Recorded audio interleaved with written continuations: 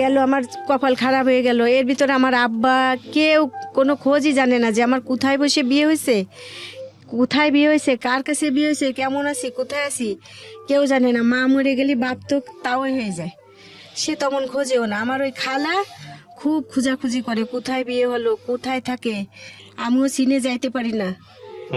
এইভাবে বেশ কিছুদিন গেল। তারপরে আবার এখন যে আমার বড় ছেলেটা মাস্টার্স কমপ্লিট করছে, এই ছেলেটা কনসেপ্ট করছে। কনসেপ্ট করার পরে যখন জানতে পারছে তখন বলেছে এই বাচ্চাটাকে নষ্ট করে ফেলাও। এই যে যার যদি কেস টেস হয়ে যায়, সব মানুষ বলছে যে অন্তত 5 বছর পরে ছাড়া এই মেয়ের বাচ্চা নেওয়া যাবে না, তাহলে সমস্যা হবে। আমার নাম ফুতুল। পুতুল, বয়স কত? আমার বয়স 83 সালে আমার জন্ম। 83 সালে জন্ম, তার মানে আপনার বয়স 41 রাইট নাও। 41 চলছে আর কি, 40 থেকে 41-এ পা দিয়েছেন। জন্ম জেলা কোনটা আপনার? বাগেরহাট। খুলনা। বাগেরহাট। খুলনা বাগেরহাট। হ্যাঁ। শুরু করেন আপনি যেখান থেকে বলতে চান। আমি ছোটবেলার থেকে বলি, অল্প কিছুক্ষণ বললেই শেষ হবে। হ্যাঁ শিওর, বলুন।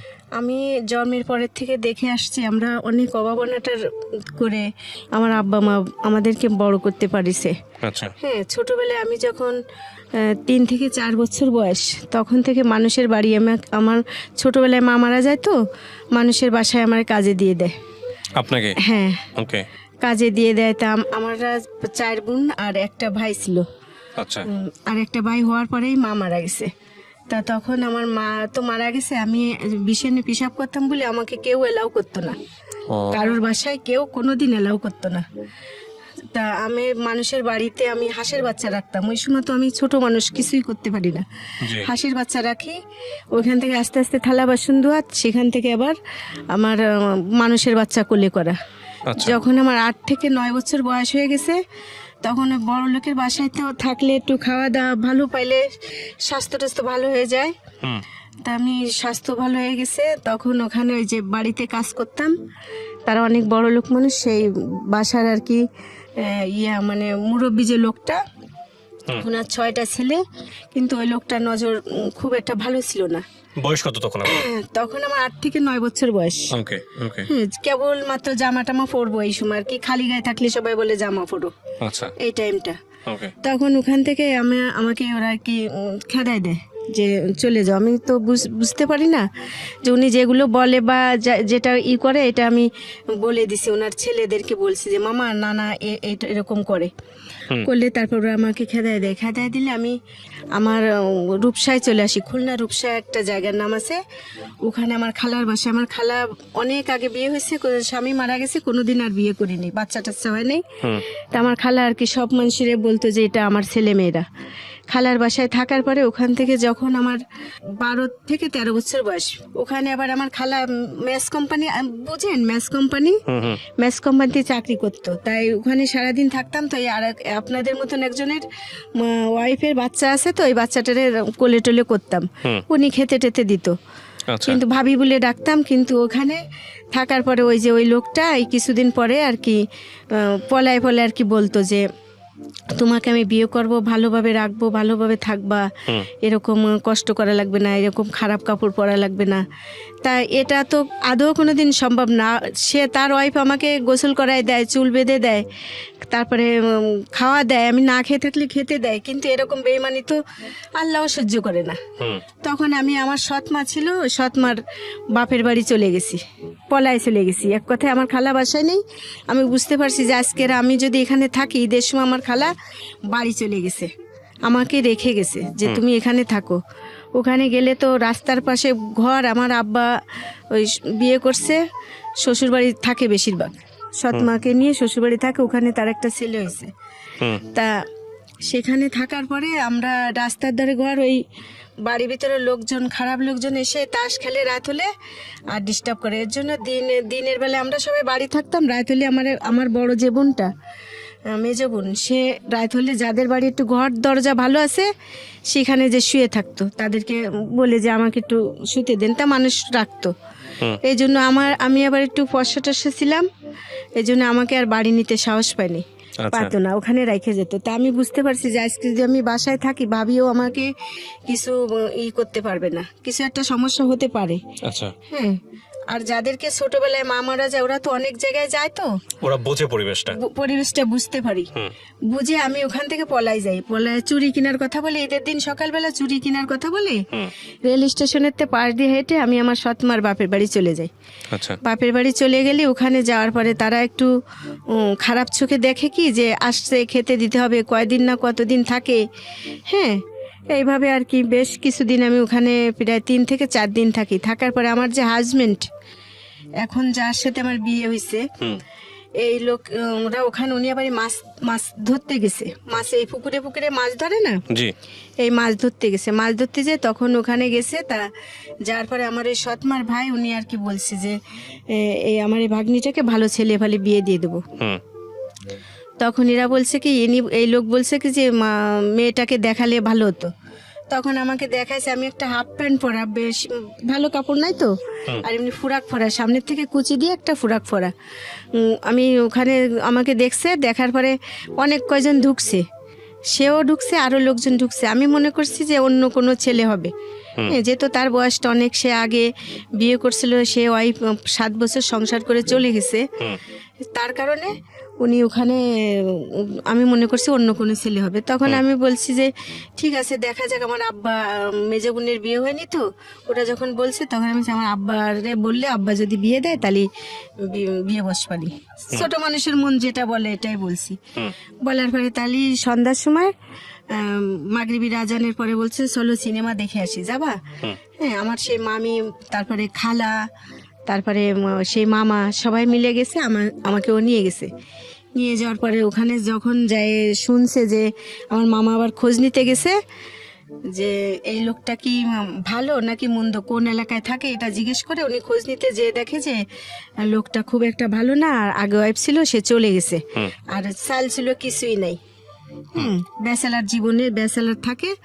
তখন আর কি খোঁজ নিয়ে এখন উনি আর সরে আসতে পারেনি, আমাদেরকে টিকিট কেটে হলে ঢুকাই দিয়ে উনি যখন খোঁজ নিয়ে আসতে গেছে ওনাকে আটকায় রাখছে। আচ্ছা। আটকায় রেখার পরে তারপরে হচ্ছে আমার মামারে আটকায় রেখে বলছে যে কোন হলে আছে। তখন উল্লাসিং নামের একটা হল আছে খুলনায়, ওখানে ওই হলের কথা বলছে। আমি ওখানে যে ওরা আমাকে ধরে নিয়ে আসছে, আমাকে, আমার মামিকে, ওই খালারে সবাইরেই ধরে নিয়ে আসছে, ডেকে নিয়ে আসছে আর কি। ডেকে নিয়ে এসে এক পর্যায়ে বিয়েটা জোর করে হয়েছে। আপনার বয়স কত তখন যখন বিয়েটা হলো? তখন আমার বিয়ে বয়স 12 থেকে 13 বছর। তখন ধরে নিয়ে আসছে, মানে রিক্সায় করে আমাদেরকে, আমরা শেষ হয়েছে, আমরা বেরোয় যখন রিক্সা ঠিক করেছি, আমার মামি বলছে তোর মামা তো আসলো না, তাহলে আমরা চলে যাই। তখন আমরা যখন রিক্সা উঠছি, রিক্সা ওঠার পর ওরা বলছে যে এই রিক্সা এদিক যাবা না, আমি যেভাবে বলি এইভাবে এদিক যাও। জোর করে রিক্সা করে নিয়ে আসছে। আনার পরে এখন যদি আমি যদি বিয়েতে রাজি না হই, ওখানে অন্তত 10 থেকে 20 জন লোক আছে, এটা খারাপ কিছু হবে, যেহেতু জিন্দেগিতে আর বিয়ে হওয়ার মতন পরিস্থিতি থাকবে না। তখন আমি চিন্তা করলাম ঠিক আছে, তাহলে বিয়ে যদি হতে হয় তাহলে হোক, সমস্যা নেই। কিন্তু উনি যে ছেলে আমি জানতাম না। তখন আমাকে ওখানে যে কলমা জিজ্ঞেস করতেছে, আমি কিন্তু লেখাপড়া জানি না, জিজ্ঞেস করতেছে কাজী সাহেব যে মেয়েকে। তা আমি বলছি কি যে তা তো আমি জানতেছি না, ছেলেকে মেয়েকে তাও জানি না, কিন্তু আমারও বিয়ে আমি জানি, এটা আমি বললি কাজী সাহেবরা ওরা জিজ্ঞেস করছে মেয়েটা কই। তখন যখন দেখায় দিছে, কাজী সাহেব বলছে এই বিয়েটা আমি পড়াতে পারবো না, কারণ তো মেয়েটা অনেক ছোট। হ্যাঁ, তখন কাজী সাহেবরে ধমক টমক দিছে, একটা মায়েরও দিছে। দেওয়ার পরে তখন বিয়ে উনি আর কি আমাকে বলছে তুমি সই করতে পারো? তা আমি বলছি যে না আমি সই করতে পারিনি, আমি টিপ দিছি। বিয়ে না হলে আমার মামির বাড়ি, আমার বিয়ের 11 দিন পরে বাচ্চা হয়েছে, তাহলে কত সিরিয়াস অবস্থা, একটা সমস্যা হবে, গায়েটায় হাত দিচ্ছে লোকজন, এইভাবে বিয়েটা হয়েছে। তো যখন আর কি বিয়ে হয়ে যাওয়ার পরে যখন এই যে একটা মালা বদল করে না, মালা ফরায়, জরির একটা মালা নিয়ে আসছে, একটা নাকফুল আর একটা শাড়ি দিয়ে বিয়েটা হয়েছে। মাত্র 6,000 টাকা কাবিন করছে। জিজ্ঞেস করছে তোমার কে কে আছে, আমি তো বুঝতেছি না যে কার সাথে বিয়ে হচ্ছে, কি সে লোক কি আদৌ ভালো হবে কি না। আমার বড় বোনকে দেখে দেখে একটা শিক্ষা হয়েছে, তো এই জন্য আমি তো বুঝতেছি না। যখন মালাটা পরাতে গেছে আমি দেখি যে লোকের এই তো বড় এই চাপ দাড়ি আর কালো বেশি মোটা, দেখে আমি বলছি আল্লাহ তো আমার আব্বাসিও বড়। আকাশ ভেঙে তো মাথায় পড়েছে, আমি অনেক কান্না টান্না করেছি, কিন্তু ওইসব আবেগের কান্নায় তো আর কিছু হবে না। যাই হোক বাসায় নিয়ে আসছে, বাসায় নিয়ে আসার পর বলছে যে আমার নিজস্ব রিক্সা আছে, নিজের দোকান, মুদির দোকান আছে, তারপরে আমার নিজের বাড়ি আছে, এসব বলে টলে বিয়ে করেছে। আসার পর দেখি একদম অনেক খারাপ একটা বস্তি, সে বস্তির ভিতরে 100-র উপরে ঘর, একটা গোলপাতার ঘর, মাটির ঘর, সেখানে নিয়ে আসছে। নিয়ে আসার পরে বস্তির লোকজন অনেক দেখতে আসতেছে, বিয়ে করে নিয়ে আসছে। তখন এই যে বাচ্চারা দেখতে আসে, পা পড়ায় ধরছে, আমিও তো ওই সময় বাচ্চা মানুষের মতন, আমি এবার বউ মানুষ একটা বাচ্চারে মার দিছি। আমি কাছে আমার পা পড়ায় ধরলো কি জন্যে। সেই সময় ল্যাম্প জ্বালায় সবাই দেখতেছে, দেখে ঠেকে আর বুঝতেছে না। সকালবেলা দেখে যে এ তো একদম ছোট একটা মেয়ে। তখন অনেকেই জিজ্ঞেস করছে, সামনে আর তো জিজ্ঞেস করে না, পিছনে পিছনে জিজ্ঞেস করে যখন না থাকে, যে তোমার কেউ নেই, তোমার এর সাথে বিয়ে দিল কে? তা আমি কেউরে বলি না। তখন বুঝতে পারছে যখন, তখন আর বাসায় রাখতো না, অন্য বাসায় নিয়ে রাখতো। রাইখে তারপরে যে একটা 12-13 বছর মেয়ের কি হয়, সাধারণত ওই অত আগে বিয়ে হলে অন্তত 15 বছর হওয়ার দরকার, তা না হয়ে বিয়ে হয়েছে। যাই হোক, একটা ছোট মানুষ পালিয়ে পুষে বড় করতে গেলে একটা পাখি পাললেও মানুষ যত্ন করে পালে, তার ভিতরে কোনো যত্ন নেই, এক ধরনের দর্শন। হ্যাঁ, এইভাবে একটা ছেলে আমার কনসেপ্ট করছে, আমার একটা বাচ্চা কনসেপ্ট করছে।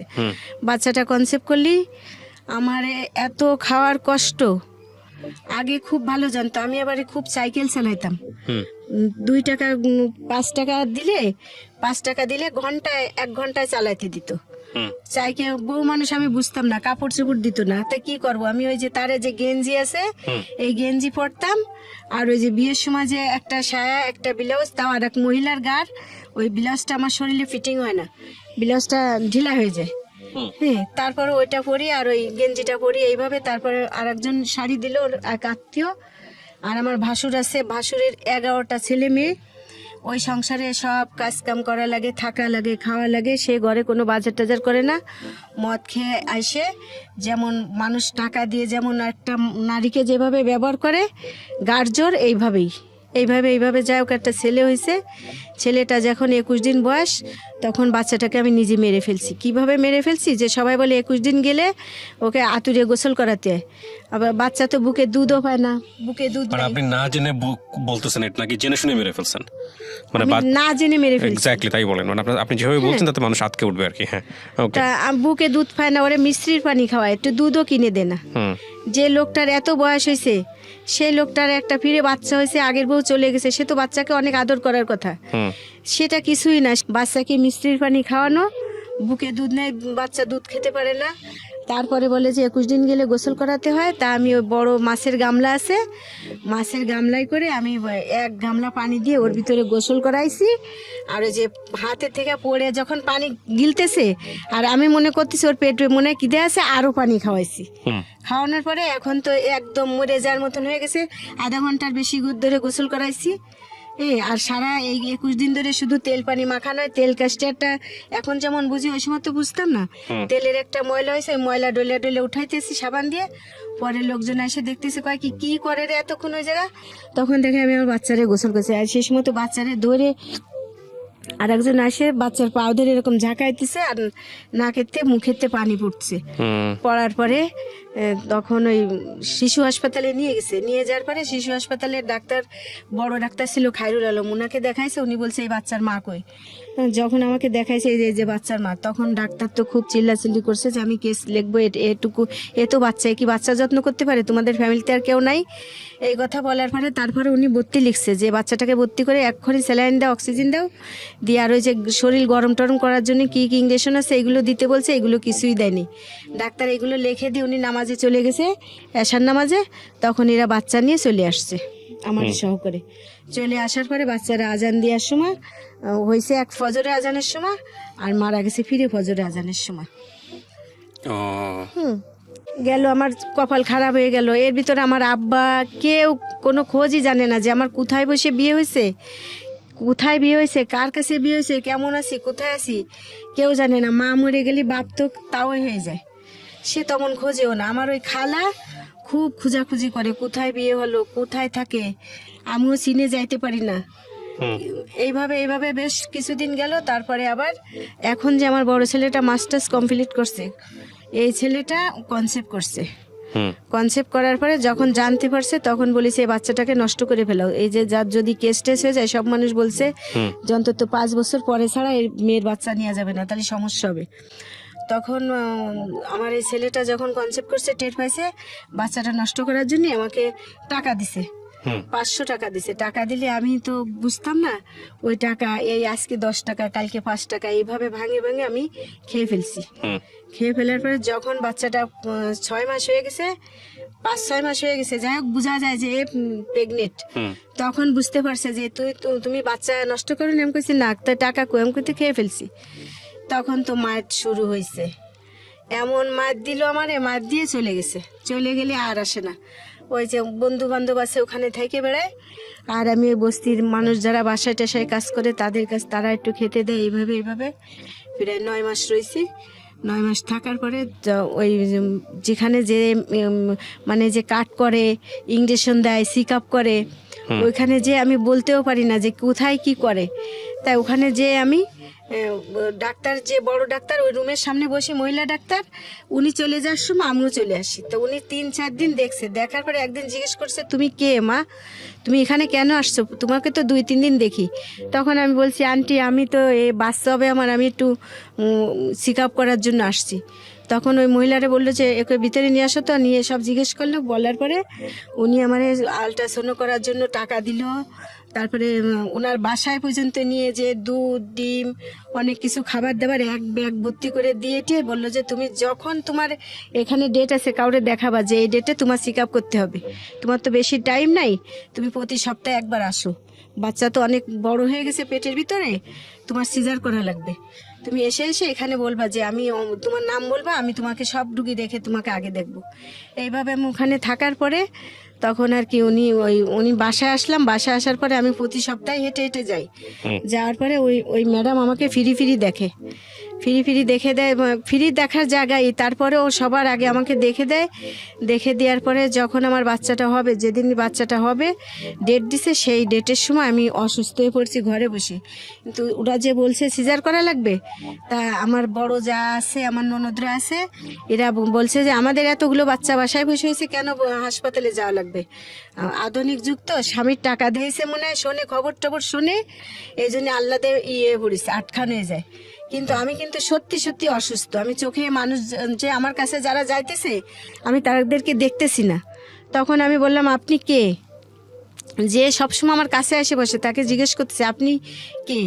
তখন বলছে কি অবস্থা, এর তো চোখে দেখতেছে না, অবস্থা খারাপ। সদর হাসপাতালে ম্যাটার্নিতে নিয়ে গেছে, যেখানে গেছি প্রথম, ওরা ওখান থেকে সদর হাসপাতালে পাঠাইছে। সদর হাসপাতালে পাঠালে সদর হাসপাতালের সাথে সাথে আমার সিজার করতে নিয়ে গেছে। রক্ত লাগবে, যা লাগবে সব ওই ম্যাডাম, ওখানে ওনার যে অ্যাসিস্ট্যান্ট, হ্যাঁ, সেই অ্যাসিস্ট্যান্টকে দিয়ে আমাকে রক্ত দিয়ে আইসে, যত ওষুধ পানি লাগবে সব দিয়েছে।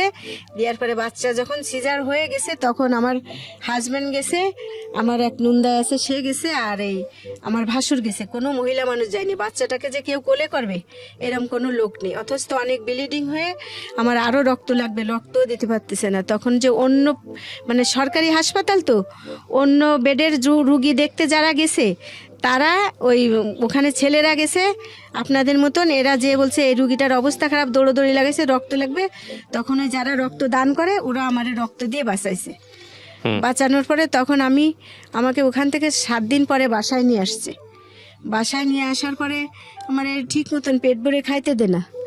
তারপরে সে বাসায় থাকে না। তখন ওই যে সুন্দরবন আছে না খুলনা, ওখান থেকে মাছ কিনে, অনেক মাছ পাইকারি কিনে এনে বাজারে সাপ্লাই দিত। তখন তার টাকা ছিল, কিন্তু সে আমার প্রতি তার কোনো মানে খেয়ালই নেই, বউ বাচ্চার প্রতি। যাই হোক ওইভাবে রয়েছি। আসে আমার এক ছোটো ফুফু এসে আমার কাছে রয়েছে, খোঁজ পাইছে।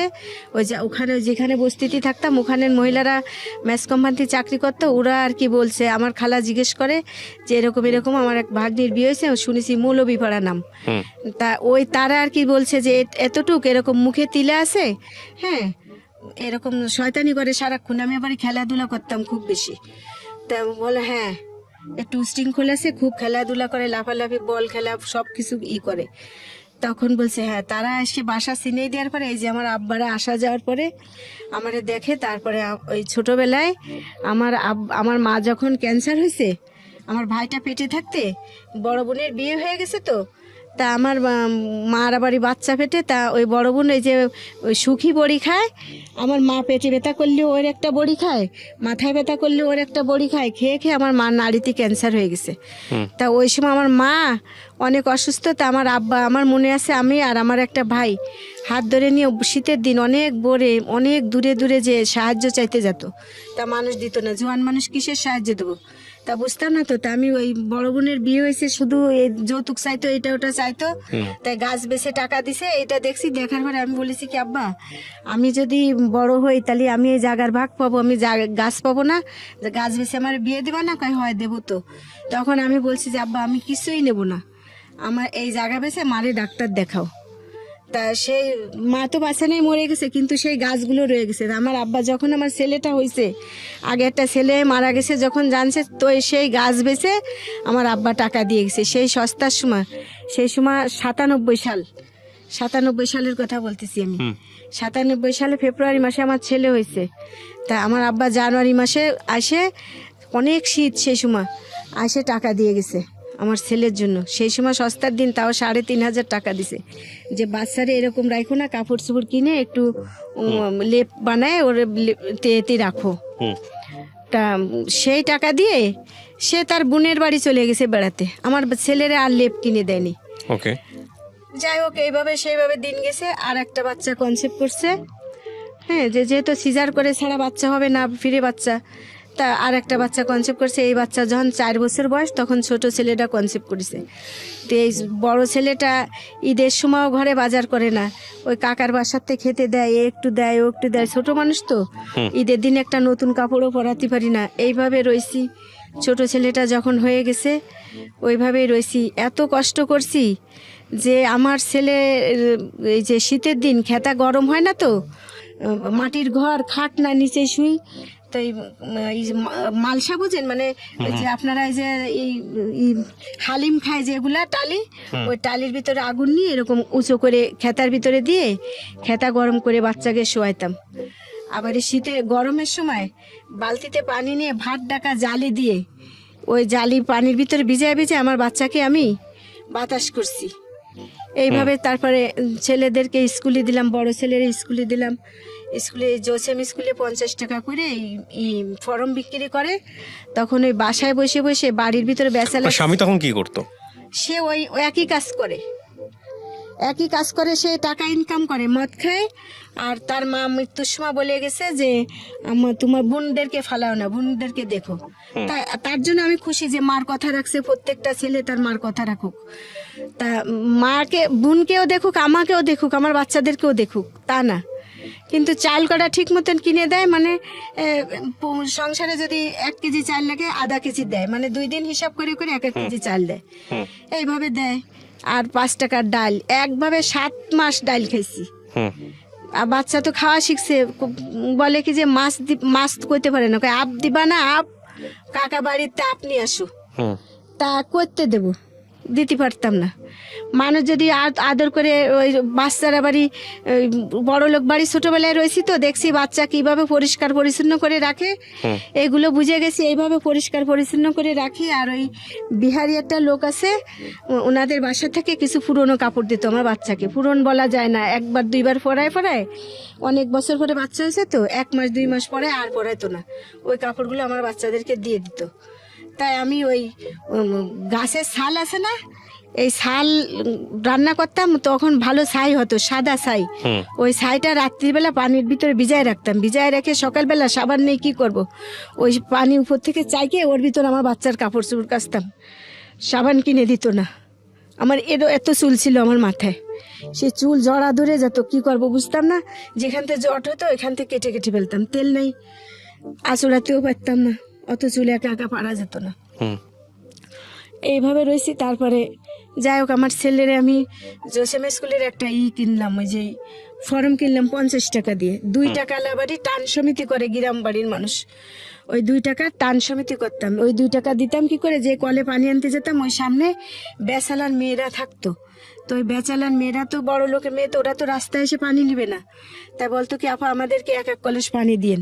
ওই এক কলস করে পানি দিতাম, 15 জন থাকতো, তা 15 জনকে 5 কলস পানি দিতাম, প্রত্যেক রুমে এক এক কলস পানি দিলে ওরা আমার কিছু টাকা দিত, 40 টাকা 20 টাকা যার যেমন ইচ্ছা দিত, সামনেই তো। তারপর ভাত দিত খাইতে। তো ওই টাকা দিয়ে আমি ওই 2 টাকার সমিতি করে করে একবার 1200 টাকা পাইছি। পাওয়ার পরে আমি বুঝলাম যে আমার বাচ্চাটারও তো এখন 4 বছর বয়স হয়ে 5 বছরে পড়ে গেছে, ছোটটারও 1 বছর হয়ে গেছে, তো স্কুলে দেওয়া খুবই প্রয়োজন। তখন আমি ওই 50 টাকা দিয়ে একটা ফর্ম কিনে ওই বেচালার মেয়েদেরকে বললাম কি আমার ছেলেরে আমি জোসেম স্কুলে পড়াবো। তা ওরা হাসতেছে, বলছে আপা জোসেম স্কুল তো অনেক বড় স্কুল, ওই স্কুলে পড়াতে পারবেন না। আমাকে দেখি চেষ্টা করে যদি হয়। তখন আমার ছেলের আমি ফর্ম কিনলাম। তখন ওই প্রিয়াঙ্কা নামের একটা মেয়ে, ওই মেয়েটা ওই বললো কি ঠিক আছে তাহলে বাচ্চাটারে আমার কাছে বিকালবেলা দিয়ে যান।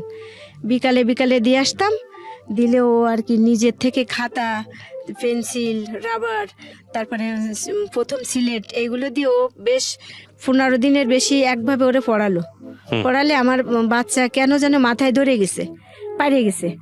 জোসেম স্কুলে নিয়ে গেছি, ফর্মে ওরা সাথে গেছে, ফর্ম ফিল আপ করতে সব কিছু ওরা করে দিছে। দেওয়ার পরে আমার বড় ছেলেকে যখন নিয়ে গেছে অ্যাডমিশন টেস্ট দিতে ওখানে বাচ্চাদেরকে ভর্তি হলে, সেই সময় ওই মেলা বাচ্চারা 250 300 2500 3000 2500 বাচ্চা আর কি করে ওখানে, 270 জন নেয়, 250 জন একদম মেধা তালিকায়, আর বাকিগুলো হচ্ছে আপনার ওই যে ওয়েটিংয়ে রাখে, এইভাবে নেয় লটারি সিস্টেম করে। তা আমার ছেলেটা আল্লাহর রহমতে প্রথম হয়ে গেছে। যখন ঢুকছে আমি কইছি পারবা আব্বা, কইছে যাও, একটা দুটো তো ভুল হবে মা। তারপরেও দেখি যে সকালবেলা ভোরবেলা রিজার্ট দিছে রাত 12টার সময়, সময় তো বউ মানুষ যাওয়া সম্ভব না, এমনি তো কত দোষ। সকালবেলা প্রিয়াঙ্কা আমি কইছি কি বুন্ডি একটু যাওয়ার সময় খুলনা আমাদের ওখানে ছোট ভাই বোনকে ভাইরে ভাইডি বলে, বুন্ডে বুন্ডি বলে, তাই বলছি বুন্ডি একটু যাওয়ার সময় দিয়ে যাস তো, হয়েছে নাই। তো ও যায় আর কি দেখে যে আরমান প্রথমই হয়েছে আমার ছেলেটা। আচ্ছা ভেরি গুড। প্রথম হয়ে গেলে তখন ও আর ও যে ব্যাস করতে যায়, ব্যাসে আর যায়নি, দৌড়ে বাসায় এসে। সেই সময় বাসায় এসে গেছে আপা আপনার ছেলে তো হয়ে গেছে, এখন কি করবে না, এখন ড্রেস কিনা লাগবে, ভর্তি করা লাগবে, 1200 টাকা লাগবে আপনার ড্রেস কিনতে, ভর্তি করতে হবে, তারপরে বই ব্যাগ এই সব তো দিতে হবে। এখন তো আমি বুঝতেছি না কি করব। তখন আমাদের বাড়িওয়ালা, আমরা যে বাড়িতে থাকি সেই বাড়িওয়ালা রে বললো যে আপনার বাড়ির ভাড়াটে এই এই নাম, ওর বাপের নাম বললো যে তার ছেলে তো আমাদের স্কুলে প্রথম মেধা তালিকা হয়ে গেছে। তো বাড়িওয়ালা বিকেলবেলা এসে পলায় আর কি, উনি এক বয়স্ক মানুষ, ওনার বয়স সেই সময় অন্তত 70-80 বছর হয়ে গেছে। উনি এসে বললো যে যখন হয়ে গেছে তুমি কাউরে বললে না, উনি সাথে করে নিয়ে গাড়িতে করে নিল না, রিক্সায় করে নিয়ে আমার ছেলেরে ওই কিনে দিল। মানে ওখানে তো অনেক গরিব মানুষ, কারে থুয়ে কারে দেবে, সবাই তো চায় ছোট স্কুলে পড়ুক আর বড় স্কুলে পড়ুক। ফলায় ফলায় উনি ড্রেস দিল, বই খাতা সব কিছু কিনে দিল। আর ওই স্কুলে যে উনি ওই স্কুলের সভাপতি, উনি যে ওই কী যেন করতে হয় অর্ধেক বেতন করার জন্য ওইটা করে দিল, যে 250 টাকা বেতন তো অর্ধেক বেতন যেন নেয়। এইভাবে আমার ছেলে ওখান থেকে আল্লাহর রহমতে এসএসসি পরীক্ষা দিয়ে বেরোইছে, ছোটটাও ওখান থেকে এইভাবেই বেরোইছে। কিন্তু এর ভিতরে যখন আমার ছেলে 4 থেকে 5 উঠছে তখন শুরু হয়েছে, আমি তো ওই যে ওকে ভর্তি করে দিয়ে সমস্ত ওই ব্যাচেলার ছেলে আর মেয়ে নেই, বাসায় বাসায় বাসায় বাসায় কাজ করি। চিটাগংয়ের থেকে এক মহিলা আসছে, খুলনায় পোস্টিং হয়ে ওনার বাসায় কাজ করে। উনি খুবই ভদ্র মহিলা, উনি ডায়াবেটিসের পেশেন্ট, ওনার 2টে ছেলে 1টা মেয়ে, ছেলে বাচ্চা 2 ছোট, মেয়েটা বড়। কিন্তু ওনার হাজব্যান্ড ওই যখনই সুযোগ পায় তখনই বলে কি যে তোমার কি কি লাগবে তুমি একটা লিস্ট করে আমাকে দিবা, যখনই সুযোগ পায় এটা বললে আমি মনে মনে চিন্তা করলাম কি যে আমার মা বলতো স্বামী ছাড়া অন্য পুরুষ তো জাহান্নাম ছাড়া আর কিছু না, তো উনি আমাকে ফলায় ফলায় বলবে কেন, দিতে হলে সামনেই দেবে। তখন আমি ওই আপারে বললাম যে আপা আমার যদি কোনো কিছু দরকার হয় আপনি আমারে বললেন, আপনার কাছে আমি চাবো, আমি দুলোভাইয়ের কাছে কী চাবো, দুলোভাই তো আমার এটা বলে। তো উনি বুঝে গেছে যে কি বলতে চায়। তখন বলেছে যে তো ঈদের সময় আমার একটা নতুন কাপড়ও দিল না আমাকে, উনি 2000 টাকা দিল বেতন দিয়ে, আর 200 টাকা বেশি দিয়ে বললো যে কালকে থেকে তুমি আর কাজে এসো না। যাই হোক আমি ওখান থেকে আর ওনার বাসায় কাজে গেলাম না। এইভাবে অনেক বাসায় কাজ করে করে করে আমার ছেলের আমি 8 উঠাইছি। 8 উঠানোর পরে তখন অনেক খরচ বেড়ে গেছে, কোচিংয়ে দেওয়া লাগে, তারপরে বাসায় টিচার দেওয়া লাগে, এগুলো পারবো কি করে। আবার ছোট বাচ্চাটাকেও ভর্তি করে ফেলেছি ওই একই স্কুলে। ভর্তি করার পরে আমি যখন আমার ছোট ছেলেটা ভর্তি করার পরে ও তো স্কুলে পড়ে, ও ভালো রেজাল্ট করছে প্রথম পরীক্ষায়, ছোট মানুষ তো। তারপরও এইভাবে থাকতে থাকতে আমি খুলনায় বাসায় কাজ করে যেভাবে হোক আল্লাহ রহমতে আমি চলতেছে, না খেয়ে থাকি না। পরে ছেলে নামে মিথ্যে বললে আল্লাহ আমার তো ছেলে দিছে, আমার তো মেয়ে নেই, আমার ফুতির বউ এসে বলবে আমার ছেলে নামে মিথ্যা কথা। ডাল দিক শাক দিক একবেলা দিক দেয়, কিন্তু আর কোনো কিছু না, আর ওই স্কুলে যেতে দেবে না, এটাই তার অভিযোগ। যে স্কুলে যে কি ব্যারিস্টার হবে, বিলাত পাঠাবা। তা আর আমি চিন্তা করি যে স্কুলে না গেলে যে সমাজে এই যে আমি লেখাপড়া জানি না, আল্লাহর রহমতে যে ভাগ্য পরিবর্তন হবে না। হ্যাঁ, হ্যাঁ, তো জীবন ভাগ্য পরিবর্তন হবে না তো। আর অশিক্ষিত মানুষ হচ্ছে সমাজের একটা বুঝা। তা আমি কেন আমার ছেলে পড়বে না? যখন স্কুলে যায় আমার ভাসুরির বাড়ির ছেলেরা ডেকে বলে যে বড় ভাসুরির ছেলে ডেকে বলে, না না এদিকে আসো, তোমার মা তোমাদেরকে বিলাত পাঠাবে না, না তোমরা ব্যারিস্টার হবা, মাছ বেচো মাছ বেচো, মাছ বেচে খালি আমরা মাছ বেচে খেয়ে বড় হয়েছি, এই সমস্ত বলতো। আর বলতো যে এসএসসিও বলতো না, কত মেট্রিক পরীক্ষা দিতে পারলি হাতের তালে পশম জ্বালাবে। হ্যাঁ, কি হতো তারপরে? যাই হোক এইভাবে রয়েছি। থাকার পরে আমি তো জীবনেও কোনোদিন ঢাকায় আসতে চাই নাই। আমারে ঢাকায় ওর আব্বুই পাঠাইছে, কাজে পাঠাইছে ঢাকায়। আমার ছোট ছেলেটা ডায়রিয়া হয়েছে, হাসপাতাল থেকে বাড়ি নিছি, আজকে বাড়ি নিছি, সকালবেলা আমাকে ঢাকায় পাঠাইছে। ঢাকায় পাঠালে আমি যখন এই যে কলতা বাজারে লবণের পেটটার ওখানে যে ঢাকা মেডিকেলে যেসব মেয়েরা ইন্টার্নি করে যে ডাক্তার হওয়ার জন্য, আমি ওখানে কাজ করতাম। কাজ করতে ওখানে পাঠাইছে 1 সপ্তাহের জন্য। ওখানে আমি 3 মাস রয়েছি। 3 মাস থাকার পরে সে যে পুরুষ মানুষ, সে তো বলবে যে আমার ওয়াইফকে অতদিন দেখা যাবে না, সে কিছুই বলেনি, সে আরো খুশি।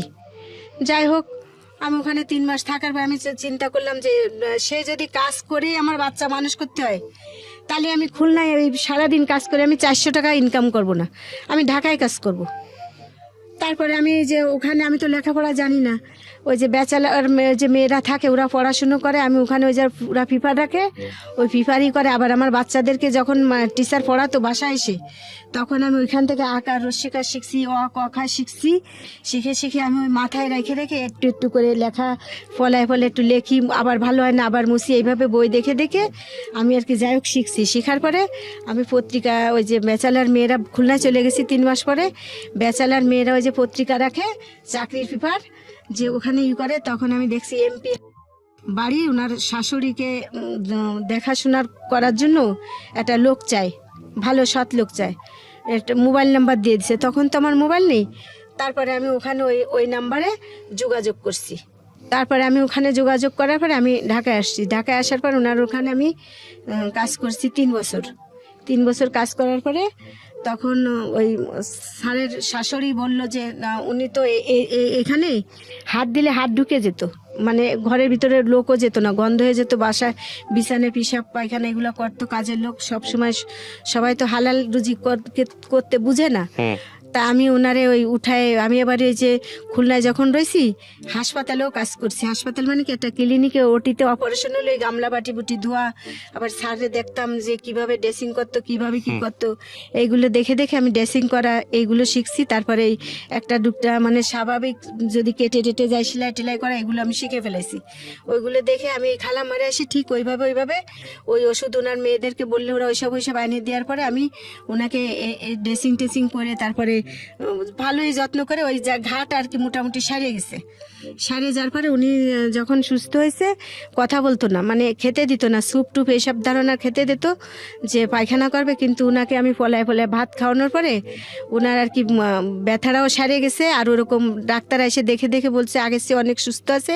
যাই হোক, উনি সুস্থ হলে ওনার মেয়ে উনি বললে তুমি কী চাও? আমি বলছি ম্যাডাম আমার তো কিছুই নেই, আমার যদি খালাম্মা তো ভালো হয়ে গেছে, বলছে যে আমার মা ভালো হয়ে গেলি তোরে আমি খুশি করবো, তা আমার যদি একটু জায়গা কিনে দিতেন, 1 কাঠা জায়গা, তা আমার আর কিছু জীবনে চাওয়ার নেই। আমার তো বাপের বাড়িও কিছু নেই আর শ্বশুর বাড়ি তো নেই।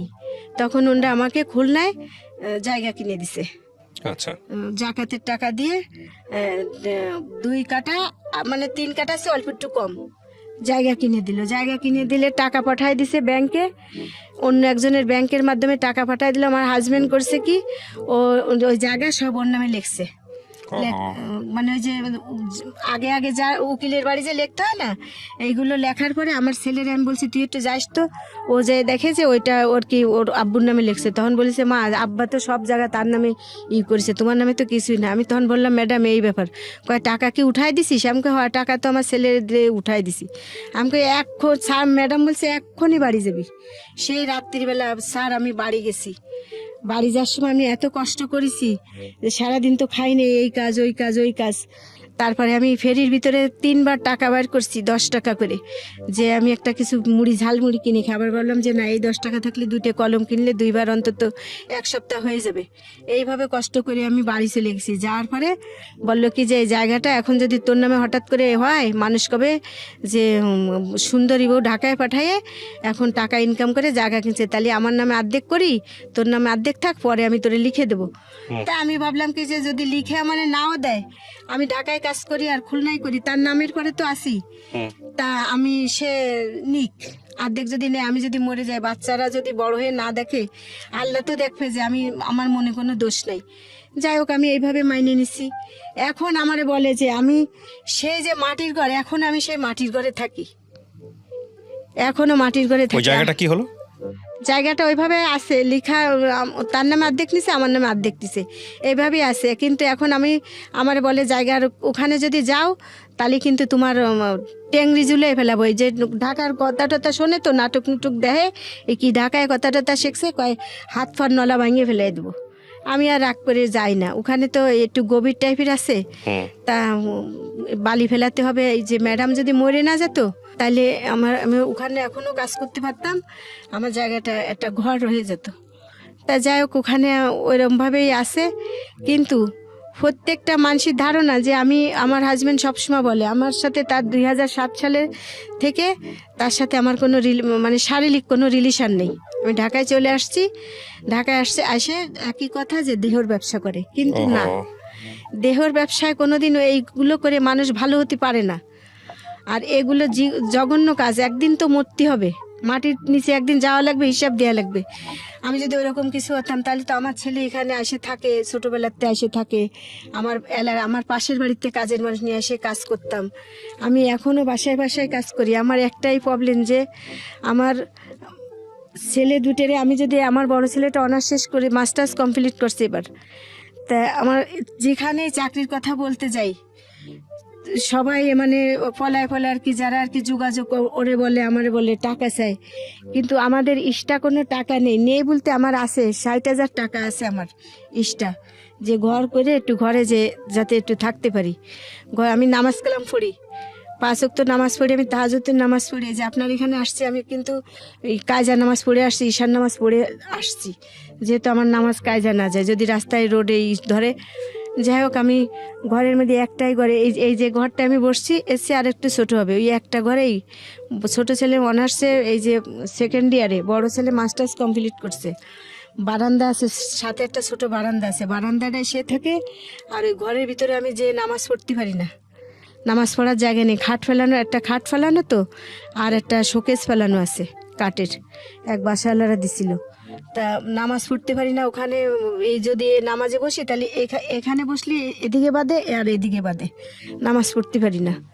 তারপরে যে অত বড় বাচ্চারা অত বড় হয়েছে, ওকে পাশে শোয়াও আমার জন্য খুবই নিজের কাছে নিজের লজ্জা লাগে। আর ঢাকায় যেখানে থাকি ছেলেরা একজনের বাসায় থাকে, মানে মেলা কয়টা ছেলে মিলে একসাথে থাকে, ও ওখানে থাকে, আর আমরা 3-4 জন মহিলা একসাথেই থাকি। হ্যাঁ, 2জন হিন্দু, 1জন খ্রিস্টান, আর 2জন মেয়ে, আমি মুসলমান আর 1জন মুসলমান, এই কজনে থাকি। এখন কেউ পুজো করে, কেউ করে, আমার নামাজটা ঠিক মতন আমি পড়তে পারি না। আমি বাইরে বসে ছাদে বসে নামাজ পড়ি, আমরা 7 তলার পরে ছাদের ঘরে থাকি এইভাবে। কিন্তু খারাপ কাজ করে ভাই কোনো দিনই হয় না। কিন্তু আমি এই জন্যই আসছি যে আপনার এখান থেকে অনেক মানুষ, আমি কোনো সাহায্য চাই না। আপনি গল্পটা কেন বললেন? গল্পটা বললাম, কোনো যদি হৃদয়বান ব্যক্তি থাকে, যদি আমার বাচ্চাটারে কেউ যদি একটু যোগাযোগ করে একটা চাকরির ব্যবস্থা কেউ যদি করে দিতে পারে, এই জন্য আসছি। আর দ্বিতীয় কথা হলো কি যে সবাই জানুক যে খারাপ কাজ করা লাগে না, খারাপ কাজ না করেও জীবনে অনেক সাকসেসফুল হওয়া যায়। আমি আমার ছেলের ফর্ম ফিল আপ করছি, আমি নিজে শরীরের থেকে রক্ত বিক্রি করে হাসপাতালে যেয়ে, একজন মহিলার ক্যান্সার হয়েছে, তারে প্রতিনিয়ত রক্ত লাগতো, আমি প্রতিনিয়ত তারে রক্ত দিতাম।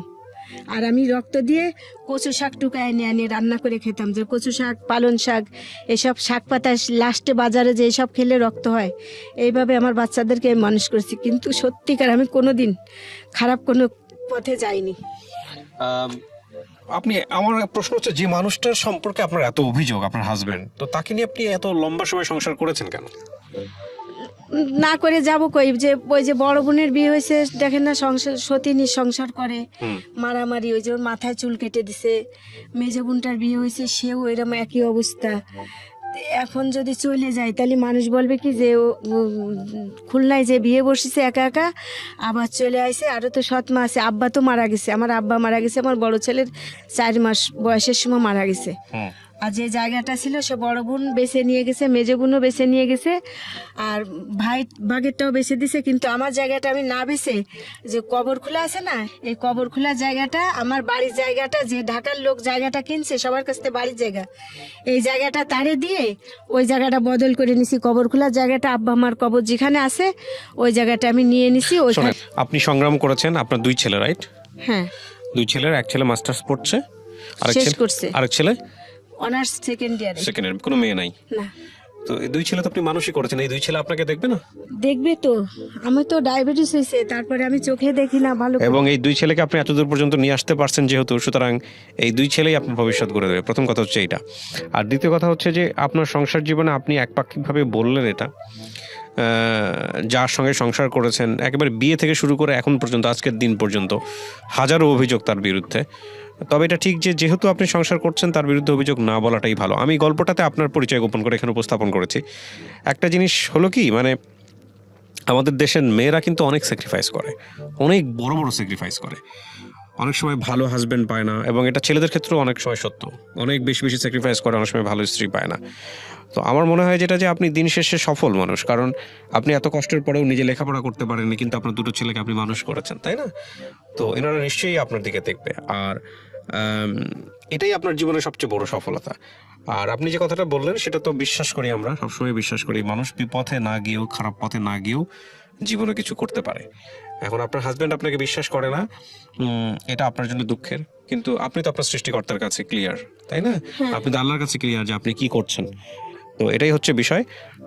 আমি শুধু একটা কথাই বলতে চাই গল্পের শেষে এসে, প্রিয় শ্রোতা যারা শুনলেন, যে গল্পটা আসলে একজন নিপীড়িত মানুষ, ওয়ান সাইডেড স্টোরি, ডেফিনেটলি মানে সংসার জীবনের থেকে হাজব্যান্ডের এগেনস্টে গল্প, ওয়াইফের এগেনস্টে গল্প, এগুলো ঘরে ঘরে কমন।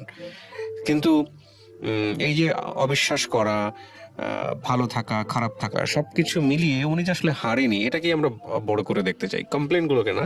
যে দেখেন, ওনার 2 ছেলেকে উনি কিন্তু মানুষ করেছে, মানুষ করার জন্য চেষ্টা করে গেছে। তো আপনি এখন এই যে ঢাকা শহরে, এই বয়সে এসে ঢাকা শহরে থাকেন কেন, এই প্রশ্নটা যদি আমি করি, কি হয় ঢাকা শহরে থেকে আপনি কি করেন? যে বাসায় কাজ করি, তো বাসায় কাজ করেন, এটা দিয়ে আপনি পরিবার চালান? এটাতে চলতে হয়, 2 জনের এখনো খরচ দিতে হয়। এই 2 ছেলেকে আপনি খরচ দেন? আচ্ছা, তো আমাদের কথা থাকবে এটাই, যে আপনার জন্য দোয়া থাকবে এটাই, যে এই 2 ছেলে যাতে ভবিষ্যতে আপনার প্রতি কোনো অবিচার না করে। হ্যাঁ, আর এটাই হচ্ছে মানে বলার, এছাড়া আর কিছু বলার নেই। মেয়েরা আসলে হারতে জানে না, নারীরা আসলে হারে না, যদি, কারণ তারা যে কোনোভাবেই হোক টিকে থাকার চেষ্টা করে। ওনার গল্পের একটা বিষয় আমার খুব মাথায় লেগেছে। দেখেন, আমি জীবনে কোনোদিন চিন্তাও করিনি এভাবে, যে সাদা ছাই সেটা ভিজিয়ে রাখলে তার পরের দিন উপরে পানি উঠতো, সে পানিটা সম্ভবত খার বা কোনো কিছু, হ্যাঁ খার, ওইটা দিয়ে হচ্ছে উনি অনেক কাপড় পরিষ্কার করতো। ওনার হাজবেন্ড ওনাকে কোনো সাপোর্ট করতো না, মানে এতটুকু পরিমাণ পয়সা দিত না যেটা দিয়ে আসলে কাপড় পরিষ্কার করা যায়। সত্য মিথ্যা আল্লাহ ভালো জানেন, কিন্তু এই যে গল্পটা, এটা হচ্ছে বাঙালি নারীর শাশ্বত চরিত্র। মানে তারা সার্ভাইভ করতে জানে, যে কোনোভাবে হোক তারা সার্ভাইভ করতে জানে, এবং দিন শেষে তারা সফল হয়। উনিও সফল হয়েছেন, সেই জায়গা থেকে আমরা যেন কেউ হেরে না যাই।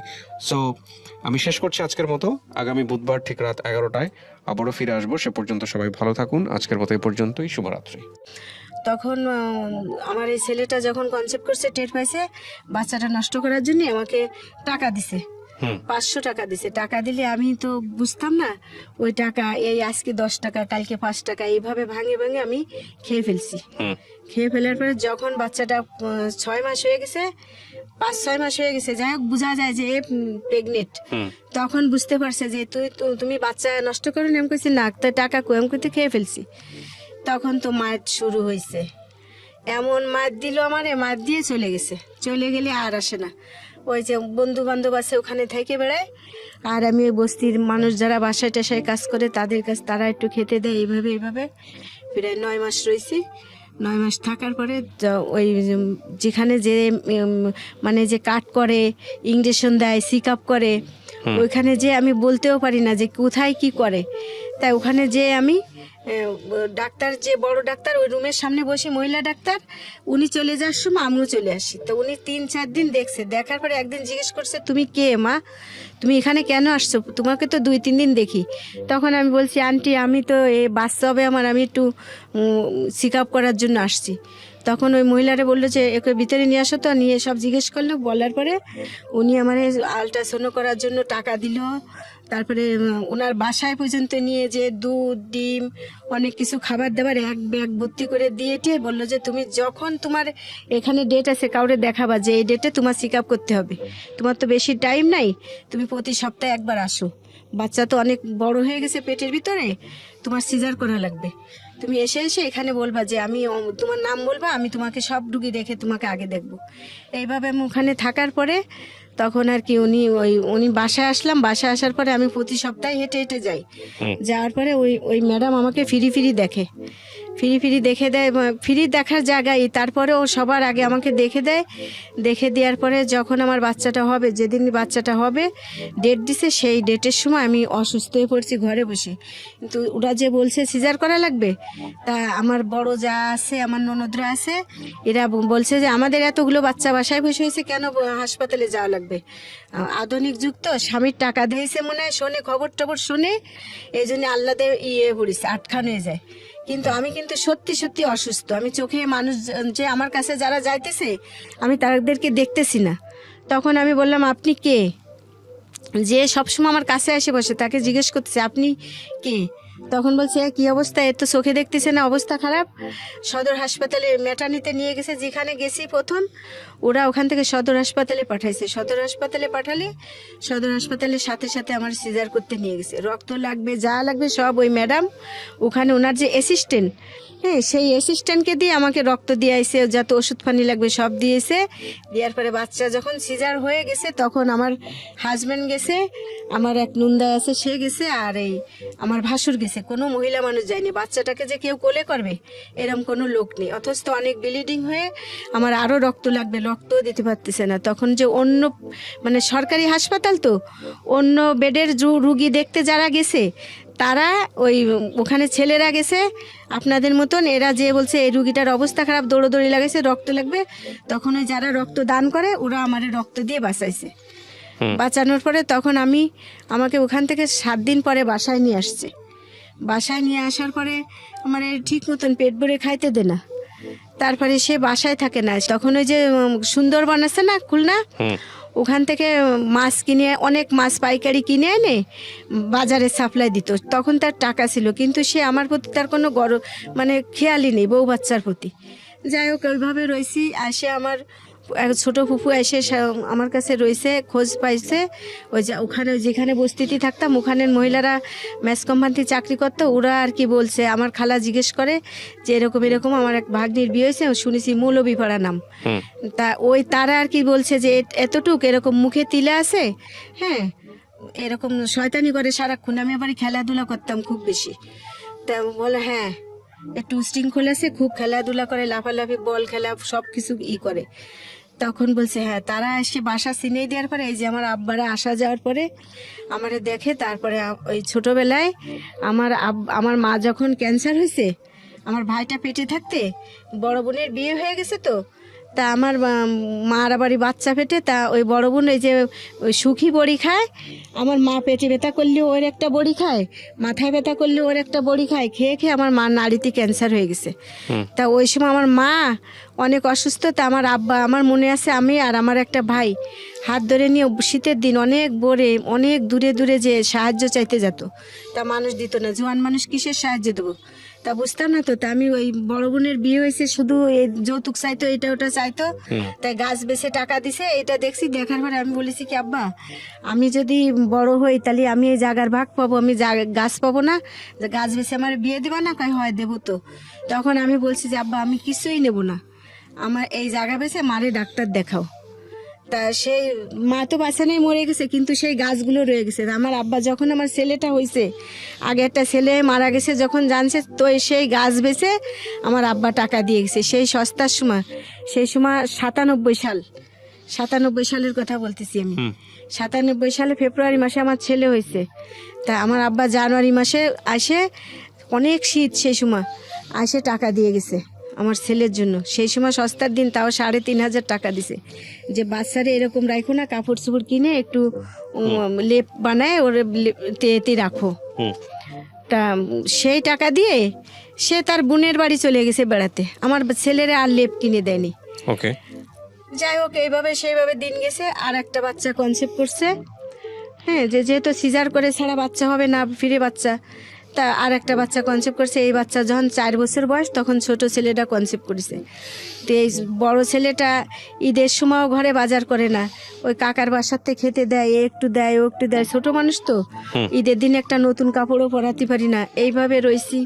ছোট ছেলেটা যখন হয়ে গেছে, ওইভাবেই রয়েছি। এত কষ্ট করছি যে আমার ছেলে, এই যে শীতের দিন খেতা গরম হয় না, তো মাটির ঘর, খাট না, নিচে শুই। তো এই যে মালসা বুঝেন, মানে যে আপনারা এই যে এই হালিম খায় যেগুলা টালি, ওই টালির ভিতরে আগুন নিয়ে এরকম উঁচু করে খেতার ভিতরে দিয়ে খেতা গরম করে বাচ্চাকে শোয়াইতাম। আবার এই শীতে গরমের সময় বালতিতে পানি নিয়ে ভাত ডাকা জালি দিয়ে, ওই জালি পানির ভিতরে ভিজায় ভিজে আমার বাচ্চাকে আমি বাতাস করছি। এইভাবে তারপরে ছেলেদেরকে স্কুলে দিলাম, বড় ছেলের স্কুলে দিলাম। স্কুলে জোসেম স্কুলে 50 টাকা করে এই ফর্ম বিক্রি করে। তখন ওই বাসায় বসে বসে বাড়ির ভিতরে বেচালা। স্বামী তখন কি করতো? সে ওই একই কাজ করে, সে টাকা ইনকাম করে, মদ খায়। আর তার মা মৃত্যুর সময় বলে গেছে যে তোমার বোনদেরকে ফালাও না, বোনদেরকে দেখো। তার জন্য আমি খুশি যে মার কথা রাখছে, প্রত্যেকটা ছেলে তার মার কথা রাখুক। তা মাকে, বোনকেও দেখুক, আমাকেও দেখুক, আমার বাচ্চাদেরকেও দেখুক, তা না। কিন্তু চাল কটা ঠিক মতন কিনে দেয়, মানে সংসারে যদি 1 কেজি চাল লাগে, আধা কেজি দেয়, মানে 2 দিন হিসাব করে করে 1 কেজি চাল দেয়, এইভাবে দেয়। আর 5 টাকার ডাল, একভাবে 7 মাস ডাল খেয়েছি। আর বাচ্চা তো খাওয়া শিখছে, বলে কি যে মাছ কইতে পারে না, আপ দিবা না, আপ কাকা বাড়িতে আপনি আসো, তা করতে দেব, দিতে পারতাম না। মানুষ যদি আদর করে, ওই বাচ্চারা বাড়ি, বড় লোক বাড়ি ছোটবেলায় রয়েছি, তো দেখছি বাচ্চা কিভাবে পরিষ্কার পরিচ্ছন্ন করে রাখে, এগুলো বুঝে গেছি, এইভাবে পরিষ্কার পরিচ্ছন্ন করে রাখি। আর ওই বিহারি একটা লোক আছে, ওনাদের বাসা থেকে কিছু পুরনো কাপড় দিত আমার বাচ্চাকে। পুরন বলা যায় না, 1বার 2বার পরায়, অনেক বছর পরে বাচ্চা হয়েছে তো, 1 মাস 2 মাস পরে আর পরাইতো না, ওই কাপড়গুলো আমার বাচ্চাদেরকে দিয়ে দিত। তাই আমি ওই গাছের ছাল আছে না, এই ছাল রান্না করতাম, তখন ভালো ছাই হতো, সাদা ছাই, ওই ছাইটা রাত্রিবেলা পানির ভিতরে ভিজায় রাখতাম, ভিজায় রেখে সকালবেলা সাবান নেই কি করব, ওই পানি উপর থেকে চাইকে ওর ভিতর আমার বাচ্চার কাপড় চোপড় কাচতাম। সাবান কিনে দিত না। আমার এত চুল ছিল আমার মাথায়, সে চুল জড়া ধরে যেত, কি করব বুঝতাম না। যেখান থেকে জট হতো ওইখান থেকে কেটে কেটে ফেলতাম, তেল নেই, আঁচড়াতেও পারতাম না, অত চুল একা একা পারা যেত না।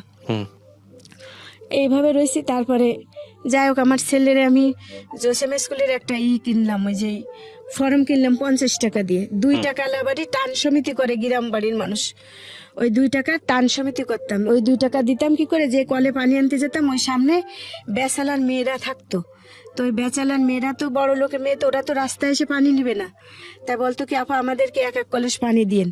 ওই 1 কলস করে পানি দিতাম, 15 জন থাকতো, তা 15 জনকে 5 কলস পানি দিতাম, প্রত্যেক রুমে 1 কলস পানি দিলে ওরা আমার কিছু টাকা দিত, 40 টাকা 20 টাকা, যার যেমন ইচ্ছা দিত, সামনেই তো। তারপর ভাত দিত খাইতে। তো ওই টাকা দিয়ে আমি ওই 2 টাকার সমিতি করে করে একবার 1200 টাকা পাইছি। পাওয়ার পরে আমি বুঝলাম যে আমার বাচ্চাটারও তো এখন 4 বছর বয়স হয়ে 5 বছরে পড়ে গেছে, ছোটটারও 1 বছর হয়ে গেছে, তো স্কুলে দেওয়া খুবই প্রয়োজন।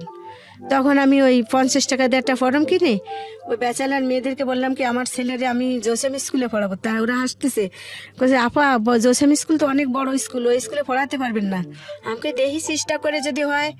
তখন আমার ছেলেরে আমি ফর্ম কিনলাম। তখন ওই প্রিয়াঙ্কা নামের একটা মেয়ে, ওই মেয়েটা ওই বললো কি ঠিক আছে, তাহলে বাচ্চাটারে আমার কাছে বিকালবেলা দিয়ে যান।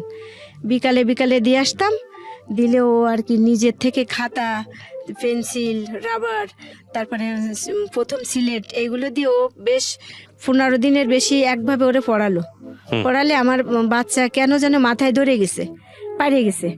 জোসেন স্কুলে নিয়ে গেছি, ফর্মে ওরা সাথে গেছে, ফর্ম ফিল আপ করতে সব কিছু ওরা করে দিছে। দেওয়ার পরে আমার বড় ছেলেকে যখন নিয়ে গেছে অ্যাডমিশন টেস্ট দিতে ওখানে বাচ্চাদেরকে ভর্তি হলে, সেই সময় ওই মেলা বাচ্চারা 250, 300, 2500, 3000, 2500 বাচ্চা আর কি করে ওখানে। 270 জন নেয়, 250 জন একদম মেধা তালিকায়, আর বাকিগুলো হচ্ছে আপনার ওই যে ওয়েটিংয়ে রাখে, এইভাবে নেয় লটারি সিস্টেম করে। তা আমার ছেলেটা আল্লাহর রহমতে প্রথম হয়ে গেছে। যখন ঢুকছে আমি কইছি পারবা আব্বা, কইছে যাও, একটা দুটো তো ভুল হবে মা। তারপরেও দেখি যে সকালবেলা ভোরবেলা রেজাল্ট দিছে রাত 12টার সময়। সময় তো বউ মানুষ যাওয়া সম্ভব না, এমনি তো কত দোষ। সকালবেলা প্রিয়াঙ্কা আমি কইছি কি বুন্ডি একটু যাওয়ার সময় খুলনা, আমাদের ওখানে ছোট ভাই বোনকে ভাইটি বলে, বুন্ডি বলে। তাই আমি বলছি বুন্ডি একটু যাওয়ার সময় দিয়ে যাস তো, হয়েছে নাই তো ও যায় আর কি, দেখে যে আরমান প্রথমই হয়েছে আমার ছেলেটা। আচ্ছা, ভেরি গুড। প্রথম হয়ে গেলে তখন ও আর ও যে ব্যাস করতে যায়, ব্যাসে আর যায়নি, দৌড়ে বাসায় এসে। সেই সময় বাসায় এসে গেছে, আপা আপনার ছেলে তো হয়ে গেছে, এখন কি করবে না, এখন ড্রেস কিনা লাগবে, ভর্তি করা লাগবে, 1200 টাকা লাগবে আপনার ড্রেস কিনতে, ভর্তি করতে হবে, তারপরে বই ব্যাগ এই সব তো দিতে হবে। এখন তো আমি বুঝতেছি না কি করব। তখন আমাদের বাড়িওয়ালা, আমরা যে বাড়িতে থাকি সেই বাড়িওয়ালা রে বললো যে আপনার বাড়ির ভাড়াটে এই নাম, ওর বাপের নাম বললো যে তার ছেলে তো আমাদের স্কুলে প্রথম মেধা তালিকা হয়ে গেছে। তো বাড়িওয়ালা বিকেলবেলা এসে পলায় আর কি, উনি এক বয়স্ক মানুষ, ওনার বয়স সেই সময় অন্তত 70-80 বছর হয়ে গেছে। উনি এসে বললো যে যখন হয়ে গেছে তুমি কাউরে বললে না, উনি সাথে করে নিয়ে গাড়িতে করে নিল না, রিক্সায় করে নিয়ে আমার ছেলেরে ওই কিনে দিল। মানে ওখানে তো অনেক গরিব মানুষ, কারে থুয়ে কারে দেবে, সবাই তো চায় ছোট স্কুলে পড়ুক আর বড় স্কুলে পড়ুক।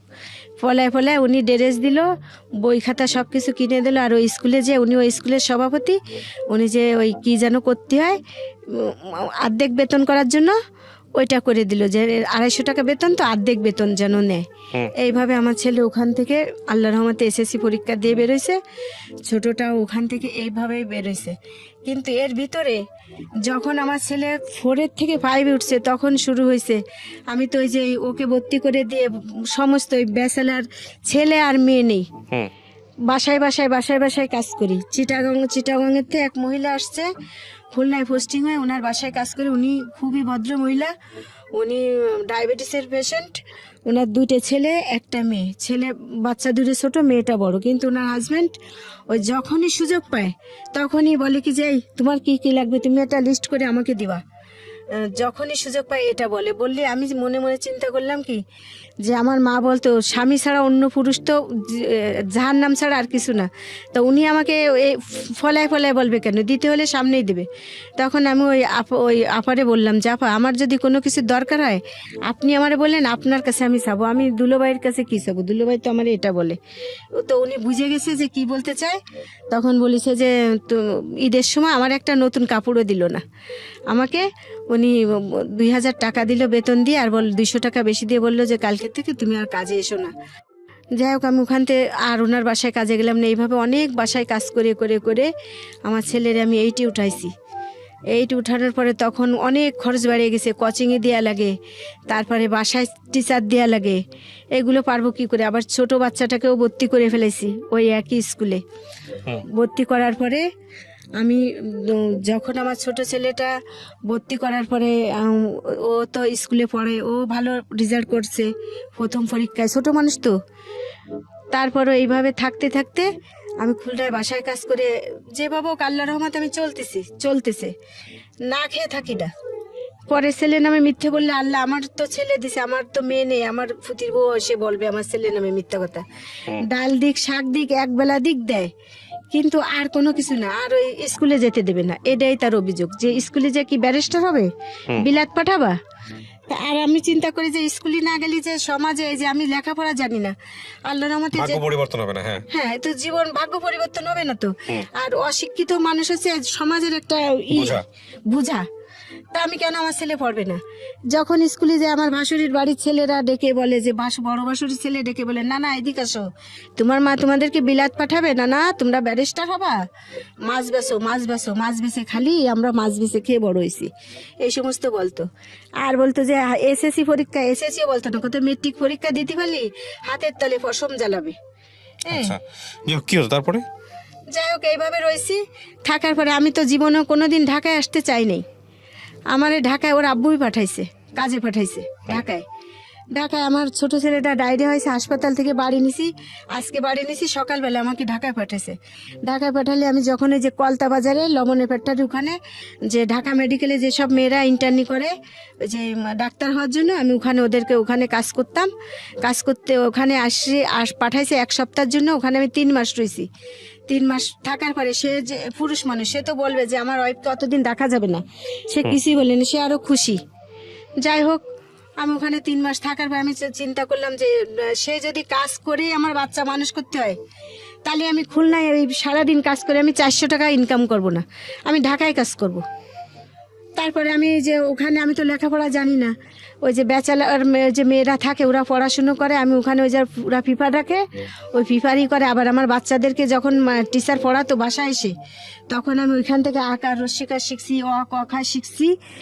শিখে আমি ওই মাথায় রেখে একটু একটু করে লেখা ফলে একটু লেখি, আবার ভালো হয় না আবার মুছি, এইভাবে বই দেখে আমি আর কি যাই হোক শিখছি। শেখার পরে আমি পত্রিকা, ওই যে ব্যাচেলার মেয়েরা খুলনায় চলে গেছি 3 মাস পরে, ব্যাচেলার মেয়েরা ওই যে পত্রিকা রাখে চাকরির পেপার, যে ওখানে করে, তখন আমি দেখছি এমপি বাড়ি ওনার শাশুড়িকে দেখাশোনার করার জন্য একটা লোক চাই, ভালো সৎ লোক চাই, একটা মোবাইল নাম্বার দিয়ে দিছে। তখন তো আমার মোবাইল নেই। তারপরে আমি ওখানে ওই নাম্বারে যোগাযোগ করছি। তারপরে আমি ওখানে যোগাযোগ করার পরে আমি ঢাকায় আসছি। ঢাকায় আসার পর ওনার ওখানে আমি কাজ করছি 3 বছর। 3 বছর কাজ করার পরে তখন ওই স্যারের শাশুড়ি বলল যে না, উনি তো এখানে হাত দিলে হাত ঢুকে যেত, মানে ঘরের ভিতরে লোকও যেত না, গন্ধ হয়ে যেত, বাসায় বিছানে পিসাব পায়খানা এগুলো করতো কাজের লোক। সবাই তো হালাল রুজি করতে বুঝে না। তা আমি ওনারে ওই উঠায়, আমি এবার এই যে খুলনায় যখন রয়েছি হাসপাতালেও কাজ করছি। হাসপাতাল মানে কি একটা ক্লিনিকে, ওটিতে অপারেশন হলে গামলা বাটি বুটি ধোয়া, আবার স্যারে দেখতাম যে কিভাবে ড্রেসিং করতো, কিভাবে কি করতো, এইগুলো দেখে আমি ড্রেসিং করা এইগুলো শিখছি। তারপরে এই একটা দুটা মানে স্বাভাবিক যদি কেটে যায় সেলাই টেলাই করা, এগুলো আমি শিখে ফেলেছি। ওইগুলো দেখে আমি খালা মারে আসি, ঠিক ওইভাবে ওই ওষুধ ওনার মেয়েদেরকে বললে ওরা ওইসব আনিয়ে দেওয়ার পরে আমি ওনাকে ড্রেসিং টেসিং করে তারপরে ভালোই যত্ন করে ওই ঘাট আর কি মোটামুটি সারিয়ে গেছে। সারিয়ে যাওয়ার পরে উনি যখন সুস্থ হয়েছে কথা বলতো না, মানে খেতে দিত না, স্যুপ টুপ এইসব ধরনের খেতে দিত যে পায়খানা করবে, কিন্তু ওনাকে আমি ফলায় ভাত খাওয়ানোর পরে ওনার আর কি ব্যথাটাও সারিয়ে গেছে। আর ওরকম ডাক্তার এসে দেখে বলছে আগের চেয়ে অনেক সুস্থ আছে। যাই হোক উনি সুস্থ হলে ওনার মেয়ে উনি বললে তুমি কী চাও? আমি বলছি ম্যাডাম আমার তো কিছুই নেই, আমার যদি খালাম্মা তো ভালো হয়ে গেছে, বলছে যে আমার মা ভালো হয়ে গেলি তোরে আমি খুশি করবো, তা আমার যদি একটু জায়গা কিনে দিতেন, 1 কাঠা জায়গা, তা আমার আর কিছু জীবনে চাওয়ার নেই, আমার তো বাপের বাড়িও কিছু নেই আর শ্বশুর বাড়ি তো নেই। তখন ওনারা আমাকে খুলনায় জায়গা কিনে দিছে। আচ্ছা, জাকাতের টাকা দিয়ে 2 কাঠা মানে 3 কাঠা সে অল্প একটু কম জায়গা কিনে দিল। জায়গা কিনে দিলে টাকা পাঠায় দিছে ব্যাংকে, অন্য একজনের ব্যাংকের মাধ্যমে টাকা পাঠায় দিল। আমার হাজবেন্ড করছে কি, ওই জায়গা সব ওর নামে লিখছে। মানে ওই যে আগে যা উকিলের বাড়ি যে লিখতে হয় না, এইগুলো লেখার পরে আমার ছেলের আমি বলছি তুই একটু যাস তো, ও যে দেখে যে ওইটা ওর আব্বুর নামে লিখছে। তখন বলেছে মা আব্বা তো সব জায়গা তার নামে করেছে, তোমার নামে তো কিছুই না। আমি তখন বললাম ম্যাডাম এই ব্যাপার, কয় টাকা কি উঠাই দিছিস? আমাকে হয় টাকা তো আমার ছেলের দিয়ে উঠাই দিছি। আমাকে স্যার ম্যাডাম বলছে এক্ষুনি বাড়ি যাবি। সেই রাত্রিবেলা স্যার আমি বাড়ি গেছি। বাড়ি যাওয়ার সময় আমি এত কষ্ট করেছি যে সারাদিন তো খাইনি, এই কাজ ওই কাজ। তারপরে আমি ফেরির ভিতরে 3 বার টাকা বার করছি 10 টাকা করে, যে আমি একটা কিছু ঝালমুড়ি কিনে খাবার। বললাম যে না, এই 10 টাকা থাকলে 2টে কলম কিনলে 2 বার অন্তত 1 সপ্তাহ হয়ে যাবে। এইভাবে কষ্ট করে আমি বাড়ি চলে গেছি। যাওয়ার পরে বললো কি যে এই জায়গাটা এখন যদি তোর নামে হঠাৎ করে হয়, মানুষ কবে যে সুন্দরী বউ ঢাকায় পাঠায়ে এখন টাকা ইনকাম করে জায়গা কিনছে, তাহলে আমার নামে অর্ধেক করি, তোর নামে অর্ধেক থাক, পরে আমি তোরে লিখে দেবো। তা আমি ভাবলাম কি যে যদি লিখে আমার নাও দেয়, আমি ঢাকায় কাজ করি আর খুলনায় করি, তার নামের করে তো আসি। তা আমি সে নিক অর্ধেক যদি নেই, আমি যদি মরে যাই, বাচ্চারা যদি বড় হয়ে না দেখে, আল্লাহ তো দেখবে যে আমি, আমার মনে কোনো দোষ নেই। যাই হোক, আমি এইভাবে মাইনে নিছি। এখন আমারে বলে যে আমি সেই যে মাটির ঘর, এখন আমি সেই মাটির ঘরে থাকি, এখনো মাটির ঘরে ওই থাকি। জায়গাটা কি হলো?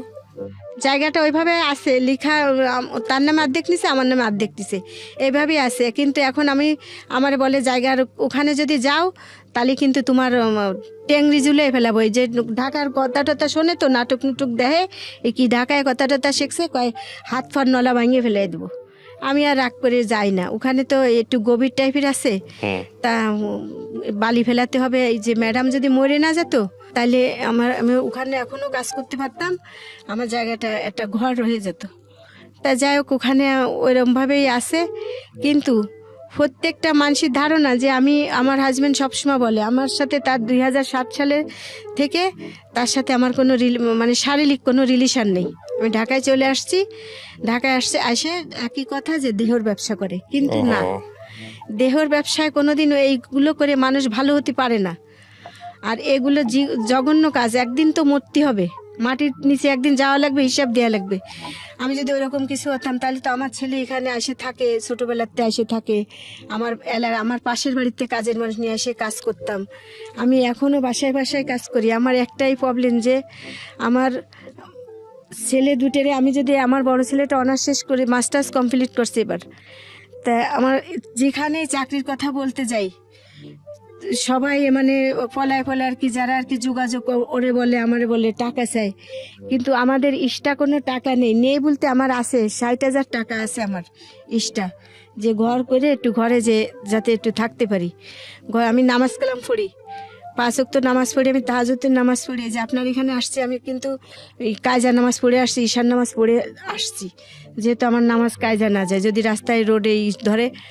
যাই হোক, আমি ঘরের মধ্যে একটাই ঘরে, এই যে ঘরটা আমি বসছি, এসে আর একটু ছোটো হবে, ওই একটা ঘরেই ছোটো ছেলে অনার্সে এই যে সেকেন্ড ইয়ারে, বড় ছেলে মাস্টার্স কমপ্লিট করছে। বারান্দা আছে, সাথে একটা ছোটো বারান্দা আছে, বারান্দাটায় সে থাকে। আর ওই ঘরের ভিতরে আমি যে নামাজ পড়তে পারি না, নামাজ পড়ার জায়গা নেই। খাট ফেলানো, একটা খাট ফেলানো তো, আর একটা শোকেস ফেলানো আছে কাঠের, এক বাসাওয়ালারা দিছিল। তা নামাজ পড়তে পারি না ওখানে। এই যদি নামাজে বসি তাহলে এখানে বসলে এদিকে বাদে আর এদিকে বাদে, নামাজ পড়তে পারি না। তারপরে যে অত বড় বাচ্চারা অত বড় হয়েছে, ওকে পাশে শোয়াও আমার জন্য খুবই নিজের কাছে নিজের লজ্জা লাগে। আর ঢাকায় যেখানে থাকি, ছেলেরা একজনের বাসায় থাকে, মানে মেলা কয়টা ছেলে মিলে একসাথে থাকে, ও ওখানে থাকে, আর আমরা 3-4 জন মহিলা একসাথেই থাকি। হ্যাঁ, দুইজন হিন্দু, একজন খ্রিস্টান, আর 2 মেয়ে, আমি মুসলমান আর একজন মুসলমান, এই কজনে থাকি। এখন কেউ পুজো করে, কেউ করে, আমার নামাজটা ঠিক মতন আমি পড়তে পারি না। আমি বাইরে বসে, ছাদে বসে নামাজ পড়ি, আমরা 7 তলার পরে ছাদের ঘরে থাকি এইভাবে। কিন্তু খারাপ কাজ করে ভাই কোনোদিন হয় না। কিন্তু আমি এই জন্যই আসছি যে আপনার এখান থেকে অনেক মানুষ, আমি কোনো সাহায্য চাই না। আপনি গল্পটা কেন বললেন?